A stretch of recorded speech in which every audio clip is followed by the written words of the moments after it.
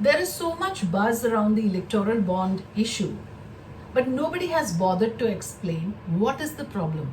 If a corporate entity, a private company, chooses to donate money to a political party out of generosity, out of the fact that they want that party to come to power, they want to support that ideology, what is the harm if they have decided to contribute funds to that political party? Now, before I answer that, first let's go back a bit and talk about why was the electoral bond introduced in the first place. Political funding was happening all along anyway.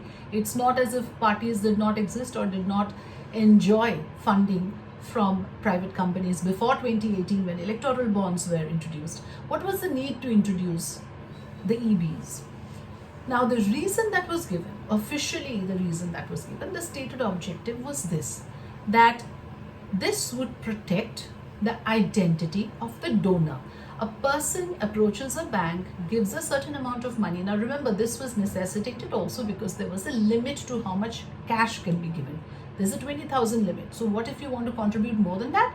You can purchase bonds. You will go to the bank, in this case the SBI, you will purchase a bond and you will attribute it or give it to a certain political party. Now, here the stated objective is the donor's identity, the donor details are not important for the receiver. Now, political party is the needy party, is the taker, so they don't need to know who has given the funds, and that identity will be protected if they purchase an electoral bond. The electoral bond will be encashed by the relevant political party, whoever it is meant for, within a certain period of time. Now, all this sounds very well at the surface level, that you've got your funds. Who has contributed the funds to you is not important. That should not be your concern also, because then you might have a certain soft corner for that particular entity. So it's all the more important that you don't get to know who has donated the money, so that when you are in power, you can act in all fairness. You don't show any partiality towards one side or the other. So on the surface, this was what it was meant to be. But actually, what was it? Actually, it was an open secret that here is a state-run bank.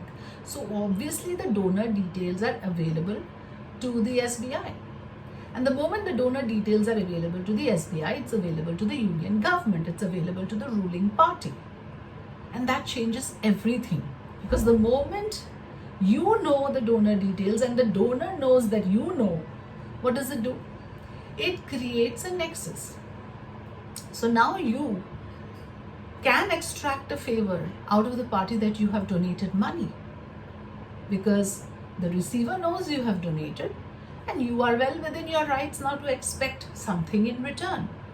That is when everything changes, because then what will happen is, and what was happening obviously now that we have the data in front of us, is that those particular entities were favored over the others. It skewed the entire fairness game in awarding contracts or tenders towards one or two players who extended their largesse to the particular political party. In this case, it was very clear that the ruling party was the largest beneficiary, by far the largest beneficiary. And obviously, only a party that is in power will have the authority, will have the jurisdiction to say, give clearances, approve licenses, award tenders or contracts, waive off investigations. It's a no-brainer that the ruling party would get the maximum donation, so that roads are cleared for certain public entities, and that is what was going on. So that is the problem why the electoral bonds was an unfair system. On paper, it was supposed to be anonymous, but anonymous only to the public, not to the government. Between these two entities, they are fully aware how much was given, who has given, and also what is it that they can expect in return. Perhaps even that is decided behind closed doors, we don't know. So what it changes for, what does it do to you and me? Why are you and me bothered as voters, as citizens? Well, we are concerned as citizens for the simple reason that this makes your and my vote redundant. It's a game, set, match, which is why I'm saying this is like match fixing. How is it match fixing? It is simply because political parties who have received this sort of funding who have filled their coffers by clear logic becomes much more powerful than anyone else. By money power. Money talks. Money goes a long way in this country where people are largely poor and deprived and needy.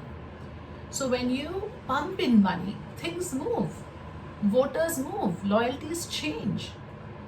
Which means that this is match fixing, because what you have done essentially is that you have skewed the entire voting pattern in your favor by pumping in money wherever necessary, and that has won you loyalties, which means that now a concerned citizen who wants to vote for A party or B party becomes redundant, right? Those votes are bought over. How have they been bought over? Simply by virtue of the fact that one political party has the funds to mount any sort of electoral campaign, to pump in as much money as required to change even voting patterns in their favor. And that is why I call it match fixing. It makes the entire system of voting, of exercising your franchise, redundant. And this is unfair, and this is very, very serious. It is serious at multiple levels. Okay, the other question that comes up is, it's not only the ruling party that has benefited. State level parties in their own state levels have also received large amount of funds. BRS have received funds. TMC has received funds. Why not question them? By all means, you will question them. But there's a difference in the quantum. There is a difference in proportion. Being the ruling party at the center makes a massive amount of difference. You have all the power and the authority to give clearances, to approve licenses, to waive off investigations, or to even threaten with investigations if certain amount of funds are not coming in. The state level parties do not have that level of power and jurisdiction over so many matters. Sure, within their area, within their limitations, they would have certain amount of power, and the amount they have received also, if you look at the figures, are commensurate to the powers that they have. Which is why I said the ruling party at the center is by far the largest beneficiary, and it all falls in place. If you look at it logically, it would be that way.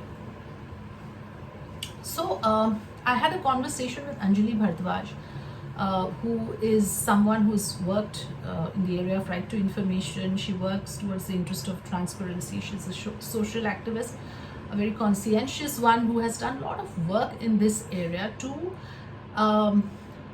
make us understand why this was such a flawed system and why this was so undemocratic a process to be in place or to be in this country for so long. So please watch that video that I have, watch that interview that I have done with Anjali Bhardwaj for Free Press Journal, and I will be pasting the link here in the description. It's a must watch because she explains to us why it's dangerous at many levels.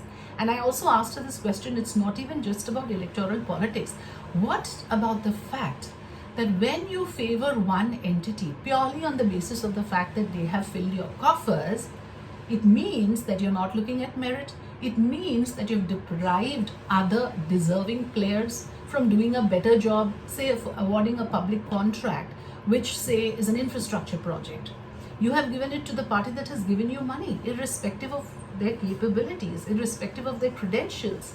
Can you even imagine how dangerous that is? You are supposed to award contracts on the basis of capability, experience, track record, but you have done so purely on the basis of the money you received.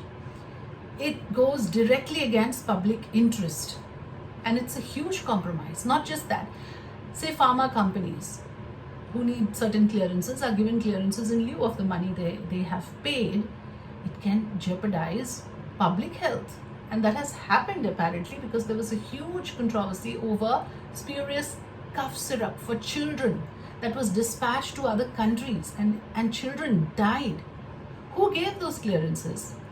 How did such a spurious cough syrup clear its way and went abroad, went to other countries? It was not until children died that we got to know that this cough syrup was contaminated. Who gave that pharma company clearance to go ahead? Was it in lieu of an electoral bond? These are questions we have to ask, because this is not how we can continue in this country. blindsided just because there are powerful spokespersons of one side who will come and tell you why this is being created, a narrative is being created against them, etc. But there are serious concerns, and I urge all of you to look into all of this and to understand it threadbare. I tried my best to explain, and I hope I managed to, because when you vote, you want your vote to matter. You don't want it to be a situation of game, set, match. What does it do to all of us? What does it do to democracy? It's for you to think and understand. Thanks for watching.